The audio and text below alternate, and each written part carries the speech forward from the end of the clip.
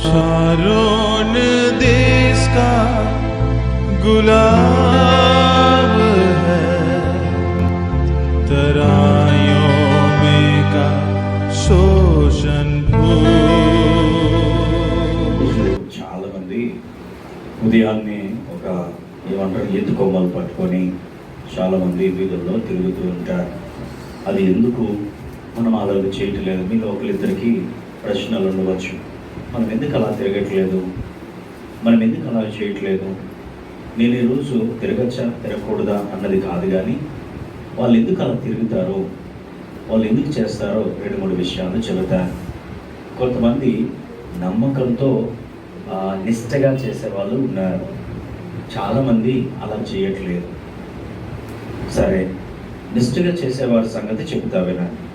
వాళ్ళు ఈరోజు ఏం చేస్తారంటే ఈత మాటలు, కొబ్బరి మాటలు, కొంతమంది కొబ్బరి మాటలు కూడా చాలా బరువు, అవి ఎవరు పట్టుకోవట్లేదు. ఈత మాటలు, ఈత కొమ్మలు చిన్న చిన్న పౌచులు ఉంటాయి, అవసరమైతే దానికి డెకరేషన్ చేసి అవి సూదిగా ఉంటాయి కాబట్టి కొమ్మల ఆకుల చివరిలో పువ్వులు గుచ్చి చాలా చక్కగా తిరుగుతారు. చాలా నీట్గా రెడీ అవుతారు, తలస్నానాలు చేస్తారు, ఉదయాన్నే చాలా హుందాగా మంచిగా రెడీ అయిపోతారు. వాళ్ళు చక్కగా హోసన్నా హోసన్నా పాటలు పాడుకుంటూ వీధుల్లో వెళ్ళిపోతారు. ఇలా ఎందుకు చేశారు అని అంటే, యేసు స్వామి గాడిద పిలువనికి యెరూషలేములో జయోత్సాహంతో ప్రవేశించాడు. దీన్ని ట్రయంఫల్ ఎంట్రీ అని అంటారు. వాస్తవానికి ఏం చేయాలో తెలుసా? వాళ్ళు ఈత కొమ్మల్ని వాళ్ళు పడేస్తారు, పడేయకూడదు. నిష్టగా చేసే వాళ్ళ ఆచరణ చెప్తున్నారు. ఆ ఈత కొమ్మలన్నింటినీ కూడా భద్రపరుస్తారు, సంవత్సరం అంతా దాస్తారు. సంవత్సరం అంతా దాచి మళ్ళీ వచ్చే సంవత్సరం లెంట్ డేస్ స్టార్టింగ్ ముందు ఏం చేస్తారంటే అవి ఎండిపోతాయి. అప్పటికి ఎండిపోయి చాలా ఘోరంగా తయారవుతాయి. అప్పుడు వాటిని మంట పెడతారు, తగలబెడతారు, కాల్చి వచ్చిన బూడిద ఉంటుంది, ఆ బూడిదని నుదుటి మీద రాసుకుంటారు. దీన్నే భస్మ బుధవారం అని అంటారు, యాష్ వెన్స్డే అని అంటారు. ఆ బూడిద రాసుకొని అక్కడి నుంచి శ్రమ దినాలు మళ్ళీ మొదలెడతారు. శ్రమ దినాలు మొదలుపెట్టిన ఆ గుడ్ ఫ్రైడేకి ముందు ఆదివారాన్ని, అంటే ఈస్టర్ సండే, యేసయ్య పునరుత్థానుడు అవుతాడు అనగా ముందు ఆదివారాన్ని వాళ్ళు ఏం చేస్తారంటే జయోత్సాహంతో మళ్ళీ కొబ్బరి మంటలు పట్టుకొని ఊరంతా తిరుగుతారు. ఎందుకు తిరుగుతారు? కారణం ఏంటంటే యేసుస్వామి ఆ రోజు యెరూషలేములో గాడిదలకు వచ్చినప్పుడు జనులందరూ కూడా కొబ్బరి మంటలు పట్టుకున్నారు కాబట్టి ఈ రోజు కూడా చాలామంది అలాగ చేస్తున్నారు అనేటువంటి భావన అనేది ఉంది. సరే, అసలు ఇది ఏం తెలియజేస్తుంది? మనం అలా తిరగాల, మనం ఎందుకు తిరగట్లేదు అని అంటే, నేను ఒకటి చెబుతాను. అలా తిరుగుడు కంటే పాటపాడి సువార్త చెప్పడం మంచిది అంటాను నేను. యేసు రక్షకుడు మన కొరకు ఈ లోకానికి వచ్చాడు అని చెప్పడం మంచిది. మరి సువార్తే చెప్పినప్పుడు మనం తిరిగి ప్రయోజనం ఏమిటి? అందుకే మనం దానికి ప్రాధాన్యత ఇవ్వడం లేదు, నెంబర్ 1. రెండోది, అది ఆచారం అయి కూర్చుంది. ఇప్పుడు ప్రతిసారి మట్టలు ఆదివారం రాగలవాడు మట్టలు పట్టుకొని తిరగడం, గుడ్ ఫ్రైడే రోజు చర్చిలోకి వెళ్ళి సిలువ మాటలు ధ్యానం చేయడం, ఈస్టర్ సండే రోజు సమాధుల దగ్గరికి పోవడం. మీకు అర్థమైందా? మనకి ఇష్టమైన వాళ్ళ సమాధి దగ్గరికి వెళ్ళి వాళ్ళ సంవత్సరం అంతా పట్టించుకోరు, పుట్టినరోజు అని తప్పేం అనట్లేదండి. సంవత్సరం అంతా ఎవరు ఎలా పట్టించుకోగలరు వారైనా? నేను తప్పు కాదు, పాస్టరు మీకు మీ వాళ్ళు ఎవరైనా చనిపోతే అలా తెలుస్తుంది అని. కానీ అలా చేయడం మంచి పద్ధతి కాదు. అంటే సమాధుల దగ్గరికి వెళ్ళడం మంచి పద్ధతి ఏమీ కాదు. కొంతమంది నమ్మిక, నేనేమి తిప్పికొట్టట్లేదు, వాళ్ళ నమ్మిక వాళ్ళది. ఇప్పుడు మీ ప్రియులు ఆప్తులు చనిపోతే మీరు ఏం చేస్తారు? ప్రతిసారి సమాధి దగ్గరికి పోలేరు కదా, కాబట్టి సంవత్సరానికి ఒకసారి పోతారు. పోయినప్పుడు అదంతా దుమ్ము పట్టేసి ఉంటుంది, శుభ్రంగా తుడుస్తారు. అవసరమైతే మీరు సమాధికి మీరు మంచిగా చలవరాయో మంచి పాలరాయి కట్టించారనుకోండి, ఆ టైల్స్తోనూ మంచిగా కట్టిస్తే దానికి అన్నీ కూడా పెడతారు. ఉదాహరణకి నేను ఆ మధ్య పిఎం పాలెంలో సమాధి చేయడానికి వెళ్తే వాళ్ళు ఏకంగా ఆకుతో భోజనం కూడా పెట్టారు. సాంబారు, ములక్కాడలు అన్నీ ఉన్నాయి ఆకుల మీద. ఏంటి అది తీయండి కొంచెం అని అంటున్నాను. అచ్చచ్చే అది ఆయన పెట్టారు, అది కలపకూడదు అన్నాడు ఆయన. ఒరే బాబు, నువ్వు కలపకపోతే మా బాక్స్ తీసుకొచ్చి అక్కడ పెట్టాలి, ఇది ఏం చేస్తావు అని అంటే తీసాడు విసిరే. అచ్చచ్చచ్చే అలా తీయకూడదండి అని అన్నాడు. తర్వాత ఏం చేశాడు? తీసి మళ్ళీ ఆ గోతులో పడేశాడు. ఇప్పుడు నువ్వు అన్నం అందులో కూడా పడేశావు, ఆ ఆకు మీద ఇప్పుడు మేము మా బాక్స్ పెట్టాలి, ఏం చేయమంటావు అంటే అది అంతేనండి. ఇంకా ఒకదాని మీద ఇప్పుడు ఎలా వచ్చేసాయంటే, పూర్వం మరణించే వాళ్ళు మంచోళ్ళు, వాళ్ళకి ఒక్కో సమాధి. ఇప్పుడు అలా లేదు, 6 in 1 అంటే ఒకే గోతులో 6 నెడతారు. ఒక గోతులో 6 బాక్సులు పడతాయి, చాలా లోతు ఉంటుంది. ఒక బాక్స్ దించేస్తారు. నీకు ఇంకా బాగా డబ్బులు ఉంటే ముందుగా బుక్ చేసుకొని ఆ గొయ్యి నువ్వు కొనేసుకోవచ్చు. అప్పుడు నేను నా తర్వాత ఫ్యామిలీ మొత్తం ఫ్యామిలీ ప్యాక్ అన్నమాట. అంటే మా ఆఫరు ఇంట్లో ఎవరు చచ్చిపోయినా ఆ గోతులోనే పెట్టుకోరు, ఆ గోతు నీ కోసం రిజర్వ్ చేసి ఉంటుంది. ఇప్పుడు అలా లేదనుకోండి, చాలా కష్టం నిజంగానే. మనం అంతెందుకు షాలిని గారు ఆయన ఇదయ్యారు కదా, ఒక గోతి కొన్నాం. ఆ గోతి పైన ఒకటే ఉంది, ఎందుకంటే లాస్ట్ ఆల్రెడీ కింద 4 ఉన్నాయి, ఇది 5వది, ఇంకొక బాక్సే పడుతుంది. ఆ పొయ్యి ఆల్రెడీ మేము బుక్ చేసాం. ఎందుకు అని అంటే రేపు పొద్దున్న మరి ఆ మాట అనకూడదు. మరి సీరియస్గా ఆంటీకి ఏదైనా అయితే అక్కడికి తీసుకొచ్చేయచ్చు. ఎందుకు ఆంటీ నమ్ములు ఒక దగ్గర ఎట్టు ఉండదు. వీళ్ళు ఏమంటారు, పెట్టేసిన తర్వాత నాతో పెద్ద గొడవ. ఏంటి సమస్య మాటలంటే, అలా అక్కడ ఎడితే బాగుండు వాళ్ళ అమ్మ దగ్గర వాళ్ళ నాన్న దగ్గర అంటే నేనేం చేయాలి? వాళ్ళ అమ్మ నేను పిలిచాను బాబు, వాళ్ళ బ్యానర్లను పిలిచి వాళ్ళ అమ్మ నాన్న ఎక్కడ పెట్టారో ఒకసారి సమాధి పోలిస్తారంటే ఏమో వాళ్ళు తెల్లమొహాలు వేశారు. వాళ్ళ అమ్మ నాన్న సమాధి ఎక్కడ ఉందో తెలియదు, వాళ్ళు ఎక్కడ పెట్టారో తెలియదు. ఇప్పుడు ఏం కనుక్కుంటారు? ఎప్పుడో చచ్చిపోయి 10 సంవత్సరాలు అయిపోతుంటే ఇప్పుడు వాళ్ళు ఎక్కడున్నారు, ఏం కనుక్కుంటారు? సో ఇవి కొన్ని నమ్మికలు. నేనేం తప్పు పట్టడం లేదు, అలా ఉంచుకుంటే మంచిదే. ఒకేసారి ఒక ఫ్యామిలీకి 6గురికి ఒకటే, 4గురికి ఒకటి బుక్ చేసుకుంటే మంచిదే. అలా లేదనుకుంటు గోతులు దొరకవు. తెలుసా మీకు విషయం? రానున్న దినాల్లో గోతులు దొరకవు. ఇంకా ఇక్కడ తక్కువేనండో. మన లక్ష్మి గారు చనిపోయినప్పుడు ఇక్కడ చాలా తక్కువకి ఇచ్చారు. కానీ వాస్తవానికి 3-4 తగ్గరు. బియ్యంపాలెం లాస్ట్ బస్ స్టాప్లో 15,000 కట్టాం. 15,000 గోతిలో కట్టారు, బాక్స్ కాకుండా మెషిన్ కాకుండా. ఇవన్నీ బాక్సుల గురించి మాట్లాడే విషయం కాదు. ఏదేమైనా వాళ్ళు ఆచారబద్ధంగా చేయకూడదు, అందుకే మనం చేయం. సరే, వాక్య భాగంలో వెళ్ళిపోదాం. మత్తయి సువార్త 21వ నుండి. తర్వాత యెరూషలేమునకు సమీపించి ఒలీవ చెట్ల కొండ దగ్గర ఉన్న బేత్పగేకు వచ్చినప్పుడు యేసు తన శిష్యులిద్దరిని చూచి, మీ ఎదుటనున్న గ్రామమునకు వెళ్ళుడి. వెళ్ళగానే కష్టపడి ఉన్న ఒక గాడిదయు దానితో కూడా ఉన్న గాడిద పిల్లయు మీకు కనబడను. వాటిని విప్పి నా ఎదురు తోలుకొని రండి. ఎవడైనను మీతో ఏమైనను అని ఎడల అవి ప్రభువునకు కావలసి ఉన్నదని చెప్పగలను. వెంటనే అతడు వాటిని తోలుపెట్టునని చెప్పి వారిని పంపాను. ప్రవక్త వలన చెప్పబడినది నెరవేరినట్లు ఇది జరిగను. అదేమనగా, ఇదిగో నీ రాజు సాత్వికుడై గాడిదను భారవాహక పశువుల అయిన చిన్న గాడిదనెక్కి నీ ఎద్దుకు వచ్చుచున్నాడని సీయోను కుమారుతో చెప్పుడి అనున్నది. శిష్యులు వెళ్ళి యేసు తమకు ఆజ్ఞాపించిన ప్రకారం చేసి ఆ గాడిదను దాని పిల్లను తోలుకొని వచ్చి వాటి మీద తమ బట్టలు వేయగా ఆయన బట్టల మీద కూర్చుండాను. జన సమూహంలోనూ అనేకులు తమ బట్టలు దారి పొడుగునా పరచరి, కొందరు చెట్ల కొమ్మలు నరికి దారి పొడుగునా పరచరి. జన సమూహంలో ఆయనకు ముందు వెలుచుండిన వారు వెనుకకు వచ్చుచుండిన వారును, దావీదు కుమారునికి జయము, ప్రభు పేరట వచ్చి వాడు స్తుతింపబడును గాక, సర్వోన్నతమైన స్థలములలో జయము అని కేకలు వేయుచుండిరి. తలలో ఉంచండి. చిన్న ప్రార్థన. మా మంచి గొప్ప దేవా, నీ ఘనమైన నామానికి వందనాలు స్వామి. మీరు మాకు ఇచ్చిన ఈ తరుణము, ఈ సమయము గొప్పవయ్యా. వీటిని మించిన తరుణం ఏముంది? నీ మాటలను 10 నిమిషాలు ధ్యానం చేయబోతున్నాం. మీరు మాతో మాట్లాడరు, మీరు మాతో మమ్మల్ని బలపరచరు స్వామి. ఇదిగో ఈ మచ్చల ఆదివారం నాడు ఆ యొక్క మంచి ప్రాముఖ్యత ఎట్టిదో ఈరోజు మేము నేర్చుకోనై ఉన్నాం స్వామి. 10 నిమిషాలు నీ మాటలు నేర్చుకోనై ఉంటుండగా మీరే మాతో మాట్లాడమని కూడి విషయం మా అందరిలో మీరు బలపరచుకుని యేసయ్య నామంలో ప్రార్థిస్తున్నాము తండ్రి, ఆమేన్. అందరికీ వందనాలండి. ఈరోజు నా యొక్క ఉద్దేశం ఇదంతా ఎందుకు చెప్తున్నానంటే తప్పేమీ కాదు, కానీ మీరు బాధపడకండి. అలాగూ మనం వెళ్ళలేకపోయామే అని బాధపడకండి. మన పాస్టర్ గారు ఏమి చేయరే అని నిరాశపడకండి. వెళ్ళినందువలన మనకేమి ఎక్కువ కాదు, వెళ్ళినందువలన మనకేమీ తగ్గిపోదు.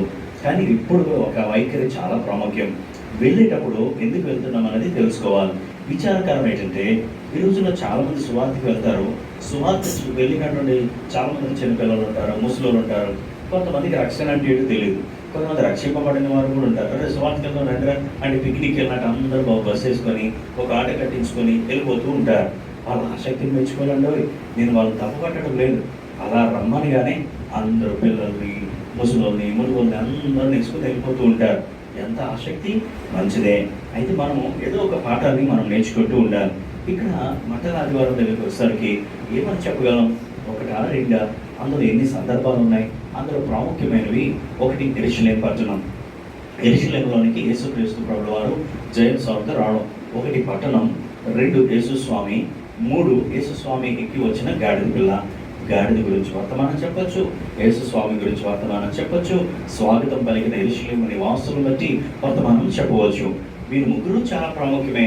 కానీ విచిత్రం ఏంటంటే ఆ రోజు జరిగినటువంటి ఆ సన్నివేశం మీ ముందుకు తెచ్చే ప్రయత్నం చేస్తాను. యేసుక్రీస్తు ప్రభుల వారు చర్మించక మునిపే మత్తయి సువార్తలు ఉంది కదా, ఇదిగో ఏమనుంది 5వ వచనం చూడండి. మత్తయి సువార్త 21వ అధ్యాయం 5వ వచనం 4వ వచనంలో అన్నాడు, ప్రవక్త వలన చెప్పబడింది నెరవేరినట్లు ఇది జరిగింది. ప్రవక్త చెప్పాడు కాబట్టి ఇది జరిగింది. ఏమని చెప్పాడు, ఎలా చెప్పాడు? 5వ వచనం, ఇదిగో నీ రాజు సాత్వికుడై గాడిదను భారవాహక పశువులైన చిన్న గాడిదలకి నీ ఎందుకు వచ్చుచున్నాడని సీయోను కుమార్తెతో చెప్పుడి. ఇక్కడ చాలా జాగ్రత్తగా జకర్యా ప్రవక్త ప్రవచించిన ప్రవచనం ఇది. జకర్యా ఎప్పుడు ప్రవచించాడో తెలుసా? యేసు స్వామి రాకమునుపు 500 ఏండ్లు. ఇంకొకటి తెలుసా? యేసయ్య ఈ లోకంలో జన్మిస్తాడని 700 సంవత్సరాల క్రితమే యెషయా అనే ప్రవక్త ప్రవచించాడు. రాకము 700 సంవత్సరాల క్రితం, ఒకటా ఏంటంటే వందల సంవత్సరాల క్రితం యేసు స్వామి వస్తాడని, యేసు స్వామి వచ్చి ఏమేం చేస్తాడో అన్ని విషయాలు స్పష్టంగా చెప్పబడ్డాయి. అందుకేనండి క్రైస్తవ్యంలో విశ్వాస విషయంలో మనం బెదరాల్సిన పని లేదు. సరే, ఇప్పుడు జకర్యా ప్రవక్త 500 సంవత్సరాల క్రిందట ప్రవచించాడు. సరే, ప్రవచించినప్పుడు అక్కడ జరిగినటువంటి కార్యములు ఏమిటి అని అంటే అక్కడ విషయాన్ని చెబుతున్నాడు. జకర్యా గ్రంథం 9వ అధ్యాయం 9వ వచనంలో మనము బాగా చదవగలిగితే అక్కడ ఒక వచన భాగం ఇలాగున్నది. జకర్యా గ్రంథం అదొకసారి చదువుతాను, ఎక్కువసేపే మనం ఉండద్దు, వాటన్నిటి గురించి చదివే సమయం కాదు. కానీ జకర్యా గ్రంథం 9వ అధ్యాయం 9వ వచనంలో ఇలా ఉన్నది. ఏమని అనంటే, సీయోను నివాసులారా బాగా సంతోషించండి, యెరూషలేము నివాసులారా ఉల్లాసంగా ఉండండి. ఎందుకు ఉండాలి? ఈ 2 విషయాలు గమనించండి. సంతోషించండి, ఉల్లాసంగా ఉండండి అని అన్నాడు. సీయోను నివాసులు, యెరూషలేము నివాసులు. ఎందుకు? నీ రాజు నీతిపరుడు, రక్షణ గలవాడు, దీనుడనై ఆయన నీ దగ్గరికి వస్తున్నాడు అన్న విషయాన్ని స్పష్టం చేస్తున్నాడు. ఒకటి ఏంటి ఈ విషయాలు అని జాగ్రత్తగా ఆలోచన చేస్తే ఆయన నీకు ఏం చేస్తాడో కొన్ని విషయాలు చెప్పాడు. ఆయన మనకు ఉల్లాసాన్ని ఇస్తాడు. నేను త్వరగా వాటిని స్కిప్ చేస్తూ వెళ్ళిపోతాను. ఇటు చూడండి, మత్తయి సువార్త 21లో ఉండండి. ఆయన మనకు ఇచ్చేటువంటివి కొన్ని విషయాలు అక్కడ చాలా స్పష్టం చేయబడ్డాయి. ఆయన చేసేటువంటివి ఏమిటి? కొన్ని కింద వచన భాగాలు చూస్తే ఆ వచన భాగాలు మీరు ఇంటికి వెళ్ళి చదువుకోండి. ఆయన మనకు ఇచ్చేటువంటిది సంతోషం, ఉల్లాసాన్ని ఇస్తాడు. యేసు స్వామి ఇచ్చే రక్షణ బట్టి కదా మనకు సంతోషం. పాపబంధకాల్లో ఉన్నవాడికి సంతోషం ఉండదు, పాపబంధకాల్లో ఉన్నవాడికి ఉల్లాసం ఉండదు. సంతోషం, ఉల్లాసం ఇచ్చేది యేసు స్వామి. ఇంకోటి ఏం చేస్తాడో తెలుసా? ఆయన మనల్ని విడిపిస్తాడు, నీతిమంతులుగా తీరుస్తాడు. 1 ఉల్లాసం, ఉత్సాహం ఇస్తాడు. 2 విడిపిస్తాడు, నీతిమంతులుగా చేస్తాడు. ఆయన రాక యొక్క ఉద్దేశం గమనించండి. ఆయన మనల్ని సంరక్షిస్తాడు, సమాధానం ఇస్తాడు. 3 విషయాలు 2 చొప్పున చెప్పాను, 6 విషయాలు. 1 ఆయన సంతోషం ఇస్తాడు, ఉల్లాసాన్ని ఇస్తాడు. 2వది నడిపిస్తాడు, నీతిమంతులుగా చేస్తాడు. 3వది సంరక్షిస్తాడు, సమాధానం ఇస్తాడు. ఇన్ని ఇవ్వడానికి వచ్చాడే. ఇప్పుడు నా ఉద్దేశం ఆయన ఏమి ఇస్తాడు, ఏం చేస్తాడు అన్నది కాదు. ఇక్కడ ఆయన వచ్చిన తర్వాత ఏం జరిగిందో మీ ముందు పెడతాను. వచ్చినటువంటి వాడు ఎట్టివాడో మీ ముందు ఉంచాలని ఆశపడుతున్నాను.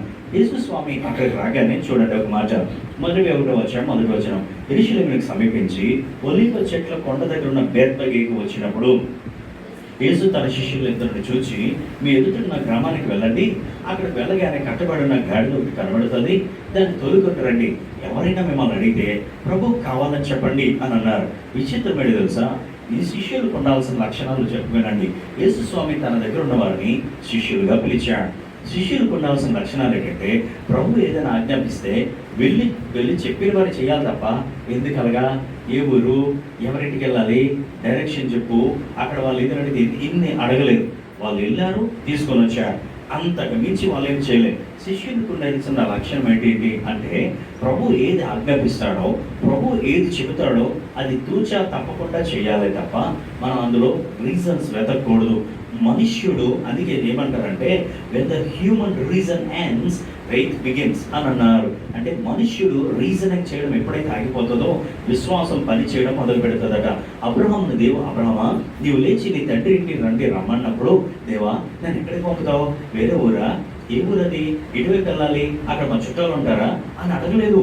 దేవుడు ఎప్పుడైతే మనుష్యుడు రీజనింగ్ చేస్తాడో విశ్వాసం అనేది ఆగిపోతుంది. విశ్వాసం పని చేయాలంటే మనం రీజనింగ్ని తగ్గించాలి. మనం మనుష్యులుగా చాలా రీజనింగ్ చేస్తూ ఉంటాం. రీజనబుల్ అండ్ రెస్పాన్సిబుల్ క్రీచర్స్ మనం. బాధ్యత ఉంది, రీజనింగ్ చేసే సామర్థ్యం ఉన్నది. అమ్మా నువ్వు వెళ్ళి అల్లది ఎవరిగా కనబడుతుంది పట్టుకురా అంటే పట్టుకురా, అది నిప్పయ్య గారు కాలుతుందండి అని చెబుతాం. మనకి అంత రీజనింగ్ చేసే కెపాసిటీ, సామర్థ్యాన్ని దేవుడు ఇచ్చాడు. కానీ దేవుడు పంపిన ఉద్దేశం ఏంటి తెలుసా? గాడిద దేవునికి కావాల్సినటువంటిది. చాలా జాగ్రత్తగా గమనించండి. గాడిద గురించి కూడా పోరాటం వర్తమానంలో మనం వింటూ ఉంటాం. గాడిదేమో అపవిత్రమైన జంతువు. గాడిద ఎందుకు పనికి రాని దాన్ని దేవుడు పనికొచ్చేదిగా మార్చడానికి దేవుడు దాన్ని కోరుకుంటున్నాడు. పైగా యూదుల రాజు కదా, గుర్రం మీద స్వారీ చేయలేదే, కానీ ఆయన వచ్చింది గాడిద పిల్ల మీద. సాత్వికుడై దీన మనస్కుడై అనే మాట ఉన్నది. దీన మనసు గురించి కొన్ని విషయాలు చెబుతాను. దానికి ముందు కొన్ని విషయాలు చెప్పనివ్వండి. గాడిద అపవిత్ర జంతువు అని భవిష్యత్తు గ్రంథంలో ఉన్నది. గాడిద ఇల్లు అరణ్యము ఉన్నది అని భవిష్యత్తు గ్రంథంలో ఉన్నది. గాడిద కోరుకునే రీతిగా సాధు చేయబడినటువంటి జంతువు అని చెప్పబడింది. గాడిద గురించి కొన్ని లక్షణాలు చెందితే అందులో బాగా నాకు ఇంట్రెస్టింగ్ అనిపించింది గాడిద చెవులు. రే గాడిద కొడక అని అంటూ ఉంటారు. కొందరు రే గాడిదలాగా ఎందుకురా అలా తిరుగుతావు అని అంటూ ఉంటారు. గాడిదకి మనిషికి దగ్గర పోలికలు నాకు తెలుసా మీకు? సరే, ఆ విషయాలను నేను చెప్పను. కానీ గాడిద చెవుల గురించి నేను విన్నప్పుడు చాలా ఆశ్చర్యం అనిపించింది. ఈ చెవులు ఏం చేస్తాయంటే దాని బాడీ టెంపరేచర్ని కంట్రోల్లో ఉంచుతాయి. తెలుసా మీకు? గాడిద చెవులు పెద్దవి, అవి కంట్రోల్లో ఉంచుతాయి, టెంపరేచర్ని కంట్రోల్లో ఉంచుతాయి. అంత మాత్రమే కాదు, కానీ గాడిద వినికిడి శక్తి చాలా ఎక్కువ. ఎంత వినికిడి శక్తి అంటే నేను విని ఆశ్చర్యపోయాను. 60 కిలోమీటర్స్ ఫార్లో ఉన్న అని వినగలదట. ఒక గాడి ధరిస్తే 60 కిలోమీటర్లు ఉన్న ఇంకో గాడికి వినబడుతుందట. ఎలా వినబడుతుందండి అని అనుకున్నాను. దాన్ని నేను ఇమాజినేషన్ చేసుకునే ప్రయత్నం చేశాను. వైజాగ్ నుంచి విజయనగరంకి 50 కిలోమీటర్లు, 47-48 వస్తుంది. మహా వేసుకున్న 50 కిలోమీటర్లు. విజయనగరంలో ఒక గాడి ధరిస్తే వైజాగ్లో ఉన్న గాడికి ఎలా వినబడుతుంది? చాలా విచిత్రంగా లేదు, అంత సెన్సిటివ్గా పనిచేస్తుంది. ఇది గాడిదల గురించి స్టడీ పక్కన పెడదాం, నేను దాని గురించి చేయడం లేదు. గాడిద వేసేది పర్వత పంక్తిలో, అదేమో అపవిత్ర జంతువు చెప్పబడింది. అది సాధు చేయబడిన జంతువుగా చెప్పబడింది. దాని ఇల్లేమో అరణ్యంగా చెప్పబడింది. అది విశ్వాసం కలిగిగా కొన్ని సందర్భాలు ఆగబడుతుంది. అలాంటిది ఇది కట్టబడిన స్థితిలో ఉన్నది. అంత మాత్రమే కాదు, కానీ బైబిల్ గ్రంథం కేజీవి బైబిల్లో ఎలా ఉంటుందంటే 2 దారులు కలిసే చోట ఉన్నది. ఎటు వెళ్ళాలో తేల్చుకోలేని స్థితిలో ఉన్నది. అది పనికొచ్చే జంతువు. దాన్ని ఎవరు ఉపయోగించలేదు, దాని మీద ఎవరు ఎక్కి ఉండలేదు అని యేసుస్వామి చెప్పాడట. ఎంత వైవిధ్యం! ఏదేమైనప్పటికీ కూడా అయితే చాలా జాగ్రత్తగా గమనించండి. ఇది ప్రతి తోడు చురుకల్లా దేవునికి అంకితం అని పాత నిబంధనలో చెప్పబడితే గాడిద మాత్రం దేవుడు యాక్సెప్ట్ చేయలేదు. అలాంటిది దేవునికి మనం ఏమాత్రం కూడా స్వనీతిని చూద్దామా, లేదా మనం వ్యక్తిగతంగా చూద్దామా? ఏ రీతిగానో మనం పనికిరామే. అలాంటిది ఈ యేసుస్వామి ఈ గాడిద పిల్లను ఎన్నుకున్నట్లుగా మనం చూస్తున్నాం. ఈ సంగమా వినండి, నా ఉద్దేశం ఇక్కడ గాడిద, అక్కడ యేసుస్వామి ఇవి వర్తమానం కాదు. నేను ఈరోజు హ్యూమిలిటీ గురించి మాట్లాడాలనుకున్నాను. అక్కడ ఎంత చక్కగా అంటాడంటే, ఇదిగో నీ రాజు సాత్వికుడై అని ఉన్నది. మరొక చోట దీనుడై అనే మాట ఉన్నది. హ్యూమిలిటీ, సాత్వికము లేదా దీనత్వం గురించి ఈరోజు నేను కొన్ని విషయాలు చెబుతాను. అయితే చాలా జాగ్రత్త వినండి. ఈ విషయాలు చెప్పే ముందు ఈ మాటను గమనిస్తే అక్కడ ఉన్నటువంటి పరిస్థితి చెబుతా వినండి. నెంబర్ 1, యేసుస్వామి అలా రావడం వలన ఏం జరిగిందో తెలుసా? యేసయ్య వచ్చాడు కాబట్టి మేము మాట్లాడుకొని తిరుగుతున్నామంటే కుదరదు. ఆ దినాల్లో వారు యేసుస్వామి వస్తున్నటువంటి గాడిద పిల్లకి బట్టలు పరిచారు, దారి పొడుగున బట్టలు పరిచారు. మరి ఇప్పుడు బట్టలు ఎవరు పరవరేమి, ఎవరు ఆ రీతిగా చేయరు, అది అక్షరాలు చేయరు, ఆధ్యాత్మికంగా వారు చేస్తున్నారేమో. చేసే వాళ్ళని చేయనిద్దాం, మనం విమర్శించవద్దు. చేయట్లేదు కదా మేము చెయ్యం అని కాళ్ళు ఎగరేయవద్దు. అలాగే చెప్పి అమ్మో మేమేదో అపరాధం చేస్తున్నామని భావనవద్దు. ఇక్కడ జరిగిందేంటో చెబుతా వినండి. నెంబర్ 1, యేసుస్వామి అలా రావడం వలన ప్రవచనం నెరవేర్చబడింది. యేసుస్వామి జీవితంలో ప్రతి ప్రవచనం నెరవేర్చబడింది. నెరవేర్చబడిన ప్రవచనం అంటూ లేదు. అందుకే ఆయన అంత గొప్ప వ్యక్తిగా ఎన్నుకొనబడ్డాడు. అంత మాత్రమే కాదు, మరొక సంగతి జరిగింది. ఏమిటి అనంటే వేషధారణ బహిర్గతమైపోయింది. వేషధారణ బహిర్గతం ఎలా అయింది? మీకు ఒక విషయాన్ని చెబుతాను. ఈ యొక్క కథను ఇలాగ చెబుతారు. గాడిద పిల్లట ఆ రోజు వస్తూ ఉంటే దానికి ఎంత సంబరమైందట. అన్నాళ్ళు అక్కడే కట్టబడింది, ఎక్కడికి వెళ్ళబడలేదు, దాన్ని ఎవరు ఉపయోగించలేదు. యేసుస్వామి వెళ్తుంటే బట్టలు పరుస్తున్నారు, పువ్వులు పరుస్తున్నారు, అక్కడ బట్టలు వేస్తున్నారు. ఎంత చక్కగా నడిచిపోయిందట. నడిచిపోయి మరుసటి రోజు మళ్ళీ ఊర్లోకి వచ్చిందట. ఊర్లోకి వస్తే ఎవరు బట్టలు వేయడం లేదే, ఇదేంటిది అని చెప్పి పక్కనున్న గాడి దగ్గరికి వాపోయిందట. పక్కనున్న గాడితో అన్నదట, ఇదేంటిది, ఇక్కడ ఎవరు కూడా నాకు బట్టలు వేయలేదు, ఇక్కడ ఎవరు కూడా నాకు ఇది చేయలేదు అని చెప్పి అలాగ కొంచెం ముందుకు పోయిందట. సరే ఇక్కడ జనాలు లేరేమో, జనాల మధ్యలోకి వెళ్తే నన్నేమని జేజేలు కొడతారేమో అనుకుందట. అక్కడికి వెళ్తే జేజేలు కొట్టలేదట. అక్కడ వాపోయింది. అక్కడ కూడా బాధపడి విచారంతో మరో గాడి చెప్తే గాడిద అన్నదట, వస్తే పిచ్చిదానా, నిన్న వాళ్ళు వేసింది నిన్ను చూసి కాదే, నీ మీదెక్కిన యేసుస్వామిని బట్టి. ఘనత అనేది మనల్ని బట్టి రాదు, మనం కలిగి ఉన్న యేసుస్వామిని బట్టి మనకి ఘనత వస్తుంది. మనం యేసుస్వామిని కలిగి ఉన్నంత వరకే కదా ఘనత లేదా రక్షణ, సమాధానం ఏదైనా యేసు స్వామిని పక్కన పెట్టి నేను మహిమపరచబడాలి అనుకుంటే అది కుదరదు. గాడిద అదే పని చేయడానికి ప్రయత్నం చేసింది. ఇదిగో నేను వెళ్తే నాకు కొమ్మలు పరుస్తారు, ఇక నుంచి నా వైభోగం, నా రాజకీయం మారిపోయింది అనుకుంటే కుదరదు. యేసు స్వామిని కలిగి ఉన్నంత కాలమే. ఈ సంగమా వినండి, అందుకే ఇలా అంటారు. ఏమని అనంటే, మనం తెలుగులో ఒక సామెత ఉంది, గుర్తుందా? తాతల నాడు నేతలు తిన్నాం, మా మూతుల దగ్గర వాసన చూడండి అని అంటే ఏమన్నా కుదురుతుందా? మేము అప్పటితో నేతితోనే తినేవాళ్ళం, మా మూత దగ్గర వాసన వస్తుందేమో చూడండి. ఇప్పుడు రాదు అది. ఎందుకు? తింటూ ఉన్నవాడికైతే వస్తుంది, రోజు సాధన చేసేవాడికైతే వస్తుంది. అప్పట్లో నేను కబడ్డీ ప్లేయర్ని అంటే ఎవరైనా నమ్ముతాడా? ఎంత పట్టేసుకొని ఎంత కొట్టు ఉన్నా కానీ నువ్వు కబడ్డీ ప్లేయర్వా అని అంటారు. మీకు నేను ఆర్మీలో గన్నట్టుకొని వెళ్తుంటే అంటే ఏంటి ఎంత కొట్టోడివి, నేను ఆర్మీలో తీసుకున్నారా అని అంటారు. ఏది చేసే దానికి, చెప్పిన దానికి వంతన లేదు కదా. ఈ విషయాన్ని ఇక్కడ చూద్దాం. ప్రవచనం 1 ప్రవచనం నెరవేరింది, 2 వేషధారణ బహిర్గతం అయిపోయింది. ఏంటి వేషధారణ? నేను ఇలాగంటాను. ఏమని అనంటే, అతను దైవజనుడు ఒక లైన్ తీసుకొని నేను మిగిలిన విషయాలు అల్లాను. Triumphal entry turn to trials అని అన్నాడు. అంటే విజయోత్సవము శ్రమలుగా మారిపోయాయి. యేసు స్వామి ఆ రోజే ప్రవేశించాడు. ఆదివారం యెరూషలేములో ప్రవేశిస్తే సోమవారం నుంచి శ్రమలు మొదలయ్యాయి. గురువారం ఏమో తీసేశారు, శుక్రవారం వచ్చేసరికి సిలువ వేసేశారు. ఇప్పుడు మాట గమనించారా? ఆయన ఉమ్మ వేశారు, ఆయన కొరడాలతో కొట్టారు, దేహం నిలువున చీరిపోయింది. ఇది ఎంత భయంకరమైన సన్నివేశం. ట్రయంఫల్ ఎంట్రీ అని అంటున్నాం, విజయోత్సవ ప్రవేశం. ఎంత బాగుంది ఆ రోజు అందరూ. అందుకే మీరు కరుణామయుడి సినిమా చూస్తే ఉద్యమం అక్కడ వస్తుంది. ఎంత నిండుగా ఉంటుందో తెర స్క్రీన్ అంతా కూడా దావీదు తనయ హోసన్న అని కానీ ఇలా అందరూ కూడా డ్యాన్సులు ఎంత నాట్యం చేశారో, అందరూ కూడా చాలా చక్కగా నాట్యం చేస్తుంటే ఎంత చూడవచ్చుగా ఉందో అనుకుంటాం. 4 రోజులు తిరిగేసరికి రాళ్ళు ఇచ్చుకొని కొట్టడం మొదలు పెట్టారు. మీకు అర్థమవుతుందా? ట్రయంఫల్ ఎంట్రీ ఇప్పుడు ట్రయల్గా మారిపోయింది. నేను ఇలా అంటాను, red carpet turn to bleed on the cross అని అంటాను. ముందేమో ఎర్ర తివాచి పరిచారు, రెడ్ కార్పెట్ పరిచారు. శుక్రవారం వచ్చేసరికి ఏం చేశారు? సిలువ వేసేశారు. ఒంటి నిండా దేహమే, ఎర్ర తివాచి కనబడడం లేదే, ఓలపాన్పు కనబడడం లేదే. ఇప్పుడు ఎంత చక్కగా చేసేయాలి పలికారు. వీళ్ళే ఇప్పుడు ఏం చేశారు తెలుసా? ఆయన్ని సిలువ ఎక్కించారు. ఇంకోటి కూడా చాలా జాగ్రత్తగా గమనించండి, అక్కడ ఘనతను గమనించండి. ఆ యేసు స్వామి గణపరచబడ్డాడు అని అనుకుంటున్నాం. మనం చాలాసార్లు అలాగే లేమా? We glorify him today. ఈ రోజు ఆయన మహింపరుస్తాం, ఒకరోజు ఆయన్ని సిలువ వేసేస్తాం. ఈ రోజు మహింపరుస్తాం, ఒకరోజు సిలువ వేసేస్తాం. దాన్నే ఎలా అంటారు? ఈ రోజు హేల్ హిమ్ అని అంటారట. ఆయనకి జయము, ఆయనకి జయము, ఆయన హోసన్నా హోసన్నా అని పాటలు పాడారు. తర్వాత ఏమన్నారు? పిల్లల దగ్గరికి వచ్చినాడు, ఆయన సిలువేయండి అని అన్నారట. దీన్ని ఏమంటారంటే హేల్ హిమ్ నుంచి నెయిల్ హిమ్ అయిపోయింది.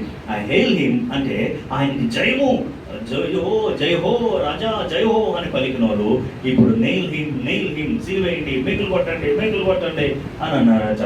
హేల్ హిమ్ నుంచి నెయిల్ హిమ్కి అయిపోయింది. ఈ సంగమం వినండి, ఇది చాలా వైవిధ్యం ఉంటుంది. ఆ మధ్యకాలంలో ఒక క్రైమ్ స్టోరీ చదివాను, చాలా వైవిధ్యం అనిపించింది. ఆ మధ్యకాలంలో పరువు హత్యలు మనం చాలా వినుంటాం. ఒక అమ్మాయి ఉన్నది, ఆ అమ్మాయి చాలా రుచిగా పెరిగింది. వాళ్ళ నాన్న చాలా డబ్బింటోడు. ఆ ఊరిలో ఒక అబ్బాయిని ప్రేమించింది. ఆ అబ్బాయి చాలా దళితుడు, చాలా తక్కువ కులస్తుడు. కానికి ఆ సమయంలో ఒకసారి అతడు ఏమీ బాగోడు. ఈ అమ్మాయి బాగా చదువుకుంది, బాగా డబ్బున్న అమ్మాయి. ఆ అమ్మాయిని తన కూతురు వేరే అబ్బాయిని ప్రేమించడం గమనించాడు. కళ్ళారా చూశాడు. చూసిన తర్వాత అర్థమైపోయింది, కూతురికి ఏం చెప్పలే. ఎందుకు మాట్లాడుతున్నావు అబ్బాయి తను చెప్పలేదు. సైలెంట్గా అమ్మాయిని తీసుకొచ్చాడు. అమ్మా అని చెప్పి సడన్గా పెళ్లి చూపులు ఏర్పాటు చేశాడు. పెళ్లి చూపులు ఏర్పాటు చేస్తే పెళ్లి కొడుకు చాలా చదువుకున్నవాడు. పెళ్లి కొడుకు బోలెడంత డబ్బు ఉంది. పెళ్లి కొడుకుని పక్క గదిలోకి తీసుకెళ్ళి అమ్మాయి చెప్పిందట, బాబు నేను పెళ్లి చేసుకున్నాక పారిపోతే నీకే బ్యాడ్నేమో, నీకు మా నాన్న ఇలా చేస్తున్నాడుగా, నేను వేరొక అబ్బాయిని ప్రేమించాను, నేను అబ్బాయితో వెళ్ళిపోతాను, అబ్బాయి నాకు చాలా ఇష్టం అని చెప్పేసింది. మొత్తానికి సంబంధం క్యాన్సిల్ అయిపోయింది. ఆ అబ్బాయి వచ్చి చెప్పేశాడు అందరి ముందు, ఏంటి ఇదిగో మీకు కావాల్సి మేము నా కూతురు అంతా ఇంత అన్నారు కదా, వెళ్ళి అమ్మాయి ఎవరినో ప్రేమిస్తుందట అని చెప్పగానే తండ్రి శుభ్రంగా కొట్టేశాడు ఆ పాపని. ఆ పాప ధైర్యంగా చెప్పింది, నాన్న నువ్వేమనుకున్నా సరే అబ్బాయి నాకు అంత ఇష్టం అని చెప్పినట్లే ఇంకా చేసుకుంటాడు అని అన్నీ ఫిక్స్ అయిపోయింది. అబ్బాయికి వెళ్ళిపోవడానికి డిసైడ్ అయిపోయింది. ఇంకేం మాట్లాడలేదు తండ్రి. మాట్లాడకుండా సరేలేమ్మా నీ ఇష్టం అని తలదించుకున్నాడు. ఓ రోజు ఏం జరిగిందంటే, అమ్మ పొలానికి నీళ్ళు పెట్టాలి, వస్తావా అని అన్నాడు. ఈసారి ఏం చేశాడో తెలుసా? తండ్రి అంటే ఆ తమ్ముళ్ళు, అన్నదమ్ములు, బామ్మర్దులు అందరూ ఒకటైపోయారు. దాదాపు 5 పొలం దగ్గర కాచు కూర్చున్నారు. అమ్మాయికి ఫోన్ చేశాడు, అమ్మాయి పొలం దగ్గర నీళ్ళు పెట్టాలి, వస్తావా అంటే అమ్మాయి అన్నదంటే, డాడీ అక్కడ పనులు ఉంటారు కదా అంటే, వాళ్ళు ఎవరు లేరమ్మా, నాకు కొంచెం నీరసంగా ఉంది, రావా, నేను పని మీద వెళ్తున్నాను, నువ్వు రా అన్నాడు. పొలం దగ్గరికి బండి వేసుకొని స్కూటీ వేసుకొని పోయింది. దగ్గరికి వెళ్ళడం తడువు. ఇక అందరూ చిన్నాన్న, మామయ్య అందరూ దాడి చేశారు. ఆ అమ్మాయిని ఉరేసి అక్కడే చంపేసి అక్కడే పాతిట్టేశారు. ఈ సంగమా వినండి, ఇది పరువు హత్యగా కనిపించడం లేదు. ఎంతగానో ప్రేమించినటువంటి వారు. ఆ పిల్ల బెత్తరపోయిందట. ఎందుకంటే మా నాన్న ఎంత ఆస్తిపరుడు, మా నాన్న ఊర్లో జమీందార్, ఆ ఊర్లో ఒక పేరు పలుకబడి ఉంది. మా నాన్నగా ప్రేమించినంత ఆయన ఎవ్వరు ప్రేమించడం అనుకుంది. కళ్ళ జరుగుతున్న సన్నివేశాన్ని ఆ అమ్మాయి చచ్చిపోయే ముందు షాక్ అయిపోయిందట. ఆ అమ్మాయి చచ్చిపోయే పోస్ట్ మార్టంలో తెలిసింది ఏంటంటే, ఆ అమ్మాయి షాక్లో ఉంది. అంటే ఎంతకాలంగా ప్రేమించిన మా నాన్నేనా నన్ను ఇలా చంపాడు అన్న షాక్లో మామయ్యలు కానీ అటు బాబాయిలు కానీ అందరూ కూడా ఒకేసారి మూకుమ్మడిగా ఆ పిల్లను చంపేసి ఉరేసేసి అక్కడే పాతేటేశారు. ఈ సన్నివేశాన్ని ఎందుకు చెప్పాలో తెలుసా? ప్రేమకి ఎప్పుడు కలకాలం ఒకేలా ఉండదు. ఎప్పుడైనా మీరు అనుకోవచ్చు, మీరు షాక్ అవ్వకండి. మనుషుల ప్రేమ ఈరోజు ఉంటుంది, రేపు ఉండదు. ఈ రోజు నిన్ను పొగుడుతారు, రేపు పొద్దున్న నిన్ను అదే నోటుతో తిడతారు. ఈ రోజు నువ్వు పర్వాలేదు అని అంటారు, రేపు పొద్దున్న వాళ్ళు అదే పరిస్థితిలో నిన్ను పాతాళానికి తొక్కేస్తారు. ఈ రోజు ఉన్నతం చేస్తారు. యేసు స్వామి కంటే మనం ఏమి గొప్పవారం కాదు కదండి.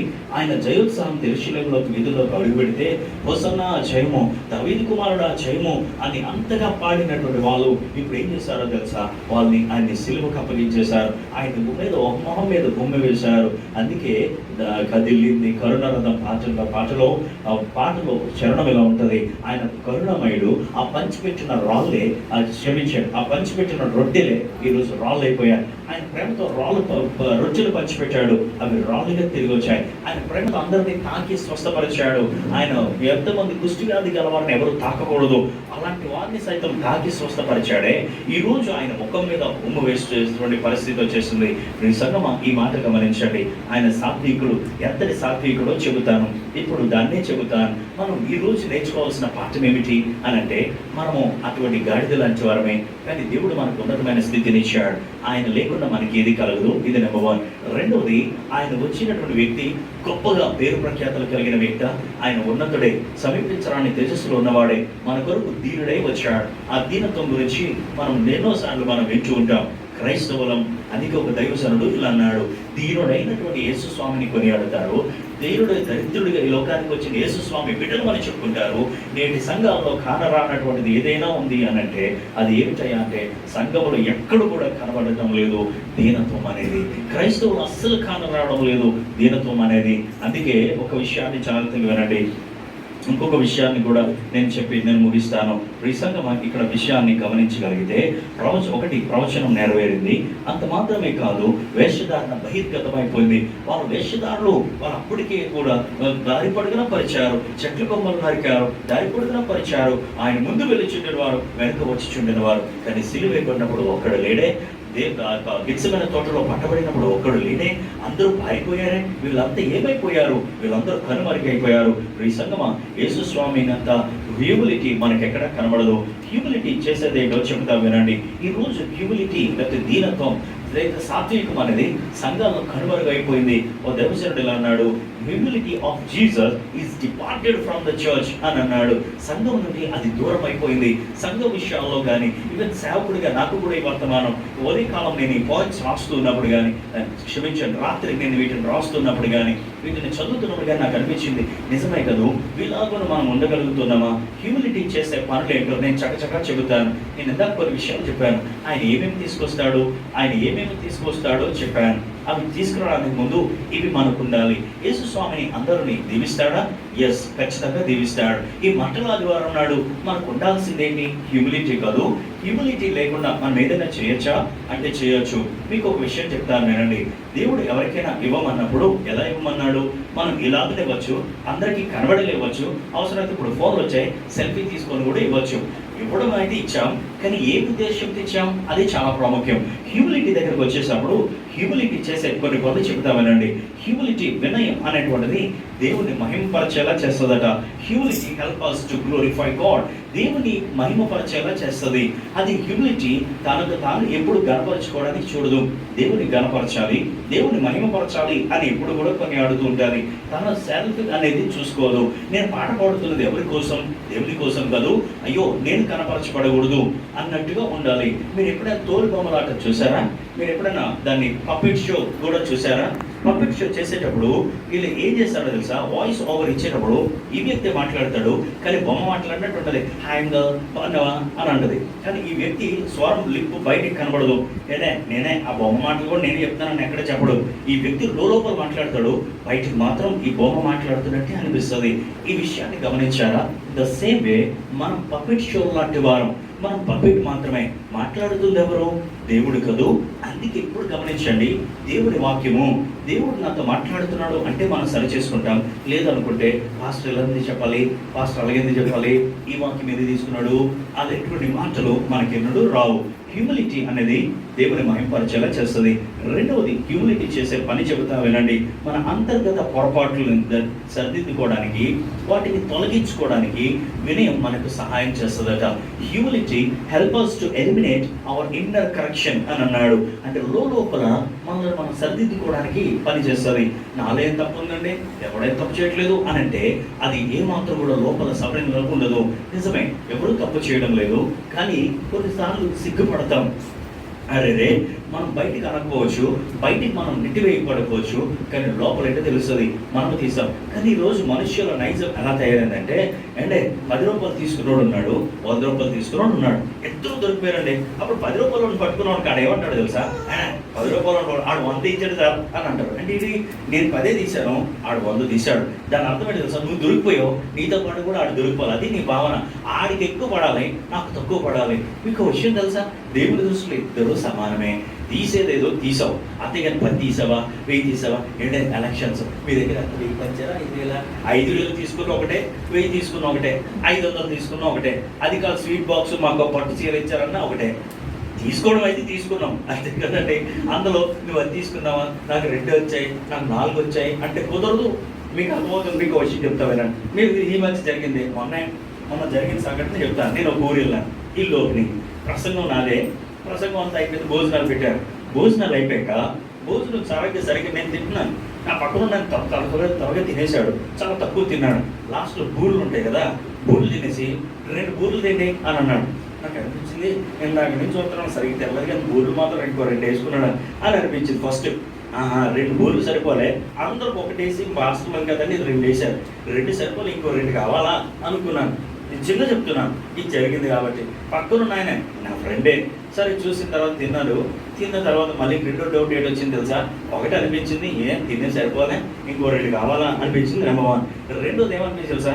అంత టేస్ట్ ఉన్నాయి ఏంటి, మళ్ళీ తింటున్నట్టుగా అని అనిపించింది. సరే డైలీ తీసాను. బాధరాగా అన్నం తినేసి ఊరి దగ్గరికి వచ్చాను. మీరు నమ్మండి, బూరు మాత్రం టేస్ట్గా ఉందండో. నేను ఆడలేక అడగలేదు కదా, తెలివిలో వెళ్ళి ఆ బూరు ప్లేట్ పక్కనే నిలబడ్డారు. అడగలేదు, ఉండలేదు. మొహమాటం కదా, నిజమండి, మొహమాటం కదా.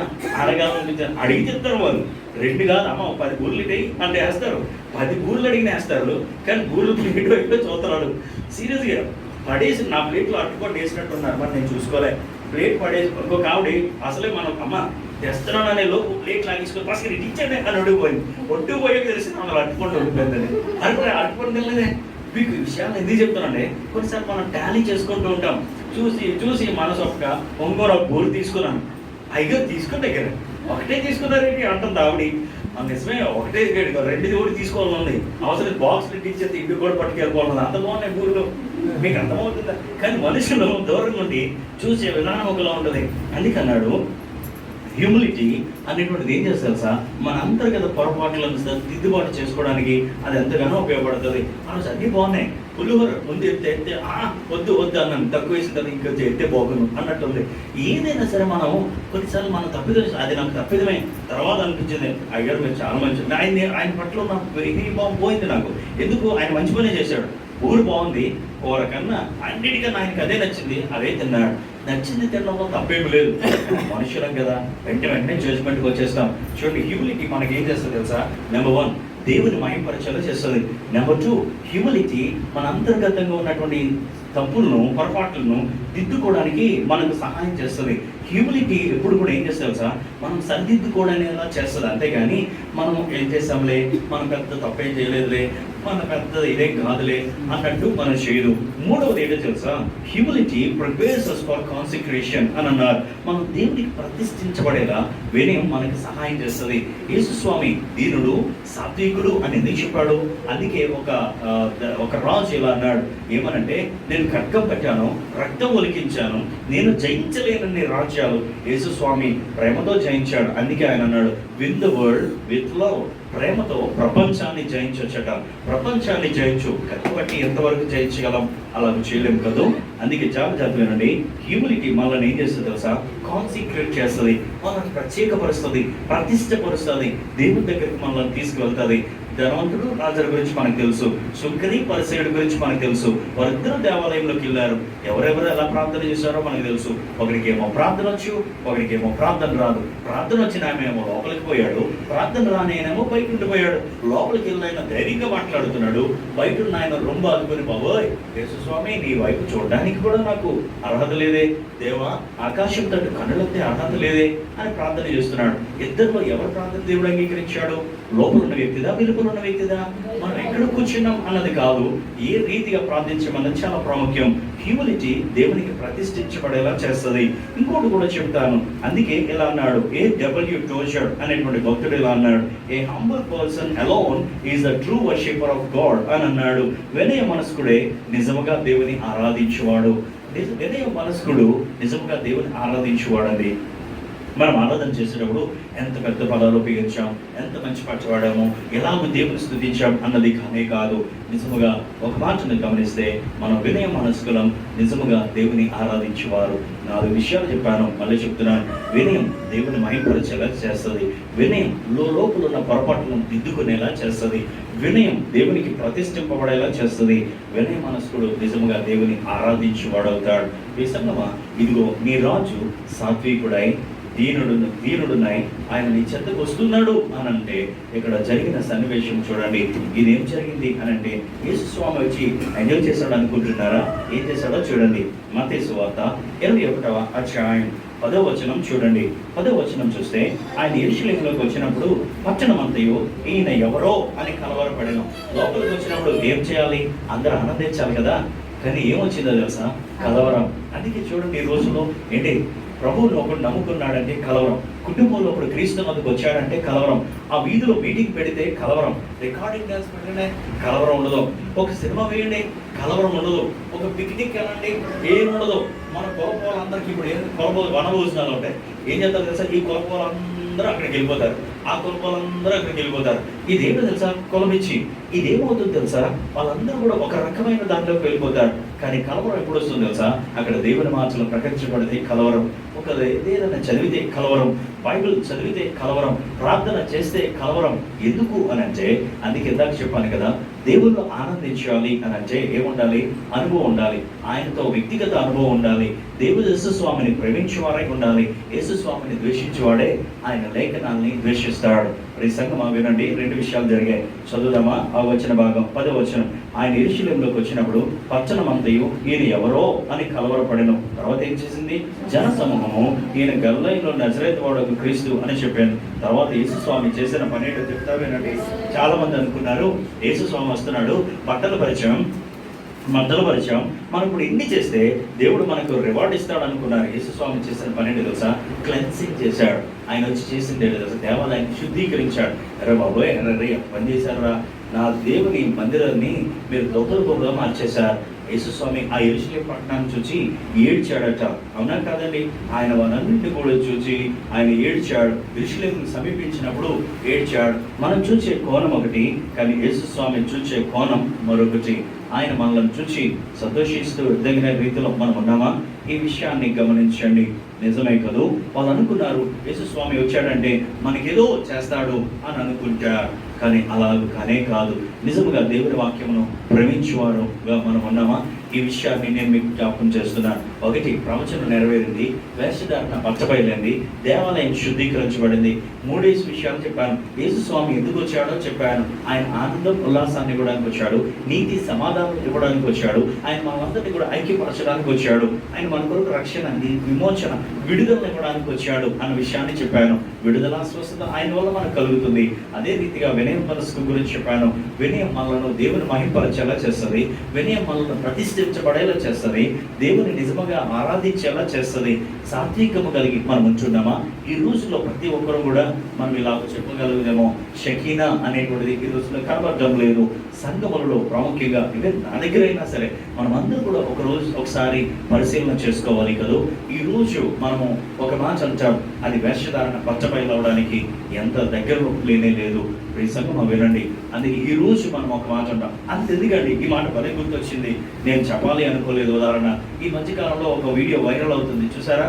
ఫేస్బుక్ నుంచి వాట్సాప్ నుంచి మొత్తం యూట్యూబ్లో కూడా పడితే మీకు తెలుసుకోండి. నకిలీ ఎస్ఐ ఒక ఒక అమ్మాయి ఏం చేసింది తెలుసా? నకిలీగా ఏం చేసింది, పోలీస్ డ్రెస్ వేసుకొని అన్ని చోట్లకి. విచిత్రమైన తెలుసా, ఆమె పోలీస్ స్టేషన్లో కూడా వెళ్ళిపోయింది. పోలీసులు కూడా ఆమెను సెల్యూట్ చేశారు, పలానా అని. అన్ని చోట్లకి వెళ్ళిపోయింది. అన్ని చోట్ల ఈ మధ్య కాలంలో ఉమెన్స్ డే రోజు ఆమెను పిలిచి సన్మానం కూడా చేశారు. సన్మానం చేస్తే ఆవిడ అన్ని కూడా చెప్పారు. తర్వాత తెలిసింది ఏంటంటే ఈవిడ నకిలీ ఎస్ఐ కాదు, ఒక బదులుదై శుభ్రంగా డబ్బులన్నీ గడించింది. ఈ వీడియో బాగా వైరల్ అవుతుంది. నిన్న కూడా చూశారు, ఆవిడ పిలిచి సన్మానం చేశారు. ఎంత అంటే సన్మానం చేశాక ఆవిడ స్పీచ్ ఇస్తుంది. ఆవిడ స్పీచ్ కూడా విన్నానంటే బాబు ఏం చెప్తుంది తెలుసా? మీరు అందరూ ధైర్యంగా ఉండాలి, స్త్రీలా మనం సాధించాలి, అలాగే ఇలాగ అంటుంది. పోలీస్ యూనిఫామ్లో ఉంది, మళ్ళీ పోలీస్ యూనిఫామ్లో ఉంది. కానీ ఆ బట్టలు అంతా కూడా బాగోదు, అంతా కూడా బయలైపోయింది. నిజమండి, అందరూ పోలీస్ స్టేషన్లో వెళ్ళారు. వాళ్ళు ఏమేమి చేశారు, అందరూ కూడా సిగ్గుతో తలదించుకున్నారు. ఓడి అమ్మ, ఇన్ని రోజులు నిజమైన పోలీసు అనుకున్నారు బాబా. మీరు చూస్తే ఆ వీడియో నిజంగా నా దగ్గర ఉంది ఆ వీడియో. కానీ అవన్నీ కూడా చాలా ఆశ్చర్యం అనిపిస్తాయి. ఓరే నిజంగా ఈవిడెందాలు కూడా నిజం అనుకున్నాను. అందరు ముక్కలు వేలేసుకుంటూ ఉన్నారు. వేషధారణ ఒకరోజు బయలైపోయి వాళ్ళు ఏం చేశారు, ఏసన్నా చేయము అని అన్నారు. తర్వాత 4 రోజుల్లో అతని సిలువ వేయండి అన్నారు. అందుకే నేనేమన్నానో తెలుసా? రెడ్ కార్పెట్ నుంచి క్రాస్ మీద, సిలువ మీద రక్తం కార్చే వరకు కూడా ఆయన నడిపించబడ్డాడు. ఒకరోజు జయోత్సాహంతో వచ్చాడు, మరుసటి రోజు రాళ్ళతో పట్టబడ్డాడు. ఆయన దేహం చీల్చబడింది. అందుకే ఈ రోజు హేల్ హిమ్ అని అంటారు, రేపు పొద్దున నెయిల్ హిమ్ అని అంటారు. అంతే కదండి. ఈరోజు మీ అంత గొప్పటోళ్ళు లేరండి, మీరు మంచి వాళ్ళండి అని అంటాం. రేపు పొద్దున్న ఈడుకోదు అంటారు, ఇలాంటి వాడిని ఎక్కడ చూడలేదు. ఈరోజు మనం పొగిడిన వారే రేపు పొద్దున్న మనకు పాడి కడతారు. అందుకే నేను ఎప్పుడు అంటాను, ఈరోజు పట్టం కడతారు, రేపు పాడెక్కిస్తారు. ఈరోజు నువ్వే మాకు రాజుగా ఉండాలంటారు, రేపు పొద్దున్న నీకు జల్దమైపోతాడా అని చూస్తారు. కనుక ప్రసంగమా ప్రవచనాలు నెరవేర్చబడ్డాయి. యేసయ్య రాకతో వేషధారణ పచ్చబయలైపోయింది. కానీ యేసుస్వామి వచ్చింది దీనుడిగా ఎందుకోవాలంటే దేవాలయాన్ని శుద్ధీకరించిన. వాళ్ళ దేవాలయం చూసి మాకు పెద్ద దేవాలయం ఉంది, సూపర్ అండి అని అనుకోండి. నాకు ఇప్పటికీ ఆశ్చర్యం అనిపిస్తుంది. నన్ను చాలామంది అడిగి ఏమిటే వేలాంకినికి వెళ్ళారా, చెన్నై వెళ్ళారా, అక్కడికి వెళ్ళారా, లేకపోతే మెథడిస్ట్ చర్చ్ మెదక్లో పెద్ద చర్చ్ ఉన్నది వెళ్ళారా, ప్రపంచంలో పెద్ద ప్రఖ్యాతిగా చర్చ్ ఉన్నాయి వెళ్ళారా అంటే నేను వెళ్ళలేదండి. ఎక్కడికైనా వెళ్ళలేదండి. ఈ మధ్య వెళ్ళేది అంటే థామస్ సమాధి ఒకటి చూశాను, సెయింట్ థామస్ మౌంట్ ఒకటి చూశాను, అంతే. అది ఎప్పటి నుంచో నాకు కాదు, ఎందుకంటే కేరళ వచ్చి సేవ చేసిన థామస్ సమాధి చూసాంరా బాబు. ప్రపంచంలో 3 సమాధులు ఉన్నాయి. రోమ్లో సెయింట్ బసిలికా పేతుర్ని పాతిపెట్టింది. తర్వాత ఇవి థోమాది ఒకటి, ఇంకోటి ఏదో ఉంది, సో నేను మర్చిపోయాను. ఈ 3 సమాధులు ఇది ఒక్కటి దర్శించగలిగాం. నిజంగా మనమేమో అవన్నీ గొప్పవి అని అనుకుంటున్నాం. ఈరోజు అవన్నీ కూడా మనకి ఒకరోజు కీర్తిని తేవు. యేసు స్వామిని కలిగి ఉందాం, వినయాన్ని కలిగి ఉందాం, అవి మనకు కీర్తిని తెచ్చిపెడతాయి. అలాంటి వారి సేవను మనం స్మరణ చేసుకుందాం. అవి గొప్ప ప్రాంతాలే కావచ్చు, అవి మనకు పరలోక రాజ్యాన్ని చేర్చలేము. సాత్వికుడు దేని మనసు కలిగిన యేసు స్వామిగా మనం మార్చబడదాం. అట్టి కృప దేవుడు మనకు దయచేయను గాక. తల నుంచండి ప్రార్థన చేసుకుందాం. మమ్మల్ని మిక్కిలిగా ప్రేమించిన ప్రేమగల దేవా, నీ పరిశుద్ధమైన నామమునకు వందనాలు స్వామి. ఈరోజు ఆయన అలనాడు యెరూషలేములో జయోత్సాహంతో ప్రవేశించారన్న ఒక కారణాన్ని, ఒక ఉద్దేశాన్ని మేము మనసారా మననం చేసుకోవడానికి ఈరోజు కృప చూపారు. నిజమే స్వామి, ప్రవచనాలు నెరవేర్చబడినట్లు జరిగింది. ఒక గాడిదకు విడుదల వచ్చింది, ఆ గాడిదకు ఘనత వచ్చింది నీ వల్లనే కదా. వాటి తర్వాత వారి వేషధారణ బయటబయలైంది. వారు ఈరోజు జేజేలు పలికారు, మరుసటి రోజు వారు ఊరికి తెచ్చి కొట్టారు. ఒకరోజు హేల్ హిమ్ ఆయనకు ఘనత మహిమ ప్రభావాలు జేజేలు అన్నారు. మరుసటి రోజు నెయిల్ హిమ్ అతను సిలువేయండి అని అన్నారు. ఆ యొక్క మొత్తం ట్రయంఫల్ ఎంట్రీ అంతా కూడా ట్రయల్గా మారిపోయినట్లు మేము కొన్ని విషయాలు చూచాం. నిజమే స్వామి, ఈ రోజు ఉన్న ఘనత రేపు ఉండదు, ఈ రోజున్న పేరు ప్రఖ్యాతం రేపు ఉండదు, ఈ రోజు ప్రేమించే వ్యక్తి రేపు ఉండడు.